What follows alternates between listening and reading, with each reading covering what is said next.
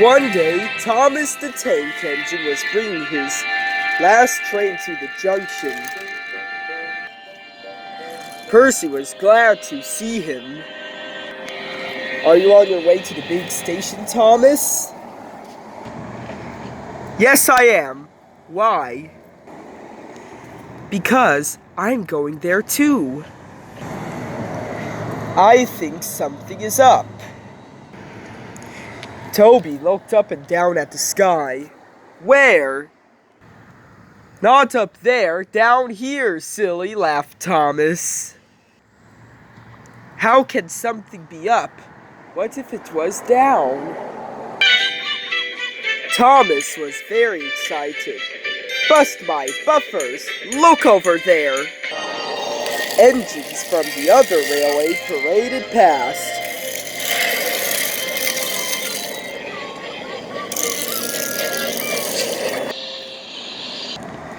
"Sir Topham Hatt has a plan," said his driver. "Come on." So they followed the other engines to the big station at the end of the line. At the sheds, Sir Topham Hatt had important news for them. "The people of England read about us in the storybooks, but they don't think that we are real." "Shame," squeaked Percy. "So," said Sir Topham Hatt, "I am taking my engines to England to show them." "Hooray! Hooray!" whistled the engines. "Silence!" he said. The other engines did not speak. "So we start the day tomorrow at 8 a.m., he said. "Thomas, Percy, Toby, please show the other engines what to do." As Annie and Clarabelle were going to the big city too, Thomas and the Flying Scotsman practiced with some other coaches.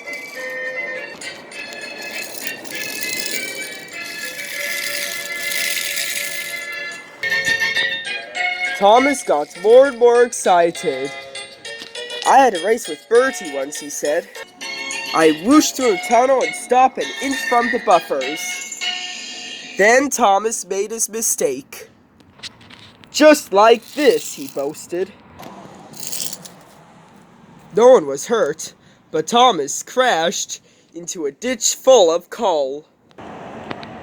They telephoned Sir Topham Hatt. "I'll send up the workmen," he said. "But if they can't mend Thomas in time, we'll have to go to England without him." Poor Thomas. 8 o'clock next morning, the engines had to wait at the junction. Percy was loaded on Duck's flatbed, with Toby behind Henrietta. Sir Topham Hatt wanted to board Henrietta. "I wouldn't dream of leaving you behind," he said. Gordon, James, and Henry were waiting to lead off. They blew their whistles impatiently.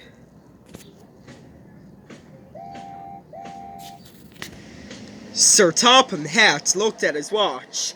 "Only 1 more minute for Thomas, then we have to go." At last, Thomas arrived. "Thank goodness we're still here," panted Thomas.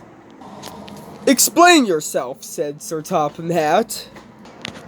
"Sir," said Thomas, "I've ended up crashing into the ditch full of coal after I showed the Flying Scotsman all over Sodor." So Sir Topham Hatt boarded Henrietta until it was time to go.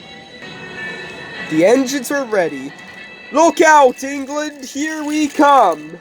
And the cavalcade puffed away.